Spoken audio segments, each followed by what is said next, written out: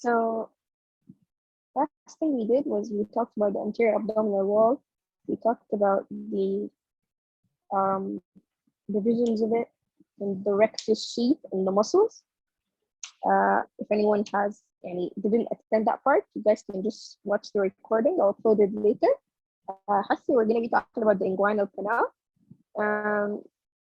Hopefully their two topics are not too related. So if you didn't attend the last part, you won't be that affected here.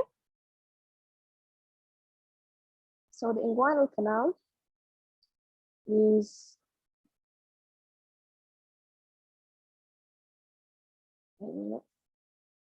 so the inguinal canal is wait a second.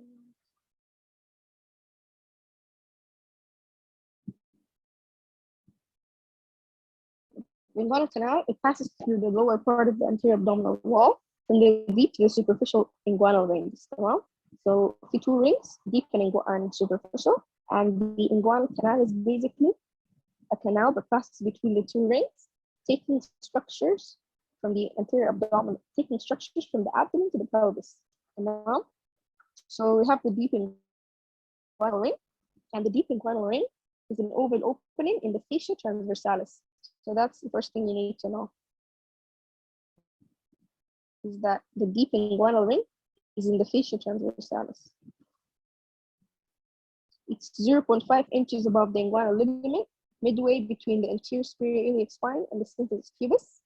Not as important, but it's important, but not as common in exams. But yeah, it's midway between the anterior superior iliac spine and symphysis pubis. So here and here, if we calculate midpoint, and we go 0.5 centimeters, 0.5 inches above, that would be the deep ring. Make sense? So you find the midpoint between the both, and you go 0.5 inches above, and that's supposed to be the deep inguinal ring. And where it is it exactly? It's in the fascia transversalis. Down the superficial inguinal ring. So then I said symphysis pubis, the anterior superior iliac spine, and then halfway through and half an inch off. And you find the inguinal ring. Then a superficial inguinal ring, which is basically a triangular defect in the external oblique aponeurosis. So this one is in the external this time. Tamam? The external oblique, and it's immediately above and lateral to the pubic tubercle. So you just find the pubic tubercle, you just go above and lateral, and you find the ring. Tamam?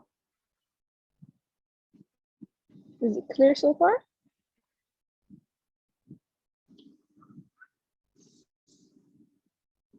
Right. So again, the thing that's really important for us to know is to know that the inguinal canal is an area between two rings, the deep ring and the superficial ring. And then it's important to know what the deep ring is and what the superficial ring is and where they're formed. So the deep ring is formed in the fascia transversalis, and it's 0.5 inches above the inguinal ligament, midway between the anterior superior iliac spine and symphysis pubis, while the superficial inguinal ring is a triangular defect in the external oblique aponeurosis, immediately above and lateral to the pubic tubercle. So yeah, most of the questions are usually about which muscles are found in. So this one's in the external oblique, this one's in the fascia transversalis. That's super important to know. So far, are we good?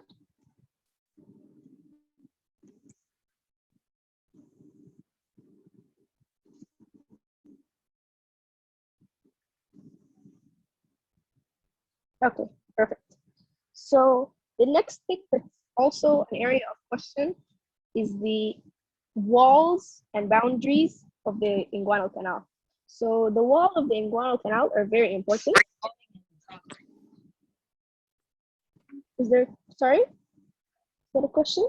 Can you repeat the last part? My net cut off. Yeah, sure. I'll part about the inguinal canal. Okay, sure, let's go back. So lastly, so we're talking about the inguinal canal. Well, the inguinal canal is basically a canal between two rings. We have a deep ring and a superficial ring. So if we're to draw it, so it starts at a deep ring, ends at a superficial ring. So at the deep ring is basically an oval defect or oval opening in the fascia transversalis. And this is a very important thing to know, is that it's at the fascia transversalis. The location of the ring, not as important, is that it's 0.5 inches above the inguinal ligament, midway between the anterior superior iliac spine and the symphysis pubis. While there's the superficial inguinal ring, which is the ending of it, a superficial inguinal ring is a triangular defect in the external oblique aponeurosis. This is super important to know. It's in the external oblique. It's immediately above and lateral to the pubic tubercle. So above and lateral to it, right here. This is the first thing that's important about the inguinal canal, is to know the deep and superficial rings. Another thing that's super important to know is the walls of the inguinal canal, and we're just about to start that. So the walls of the inguinal canal are very important. In the 4 walls, the anterior, posterior, roof, and floor. So the easiest one to remember is the floor. So that's what I'm going to start with. The floor of the inguinal canal is just the inguinal ligament. معاها a lacunar ligament. And we already mentioned earlier, for those who weren't here, the lacunar ligament is just an extension of the inguinal ligament. And it's called an inguinal ligament, but if it extends, it becomes the lacunar ligament. So it's just another naming. So the floor is the inguinal and lacunar ligament. Is this part clear? Yeah. So next is the anterior and posterior. The anterior and posterior are very easy to remember if you can think of where the rings are. So the anterior, you know that an anterior superficial ring is formed in the external oblique, right? So the anterior wall is probably the external oblique aponeurosis, معاه internal oblique aponeurosis. Make sense? Because it is what's in front of the ring. Sorry, what's in front of the canal. So it's always external oblique aponeurosis with the internal oblique aponeurosis. Al posterior is the fascia transversalis. معاها something that we know as the conjoint tendon. تمام؟ what the conjoint tendon is?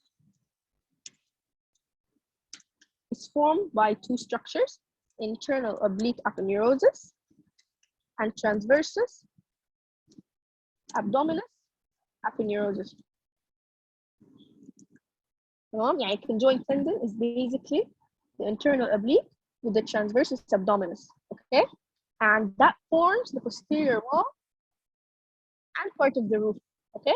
So the conjoint tendon is going to form the posterior wall and roof.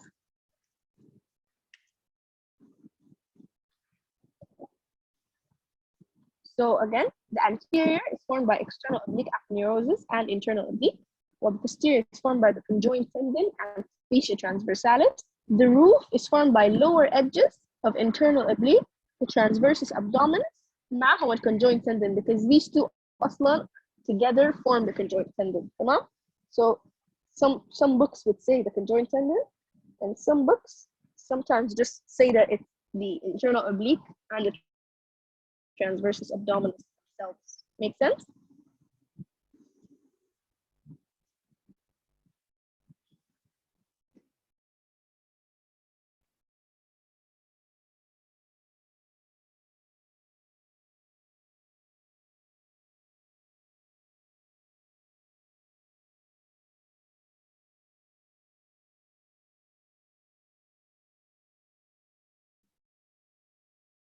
Okay.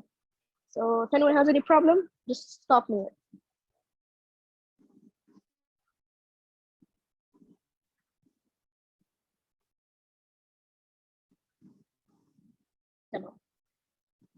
So these are the walls of the inguinal canal. But as we said, they're important to know.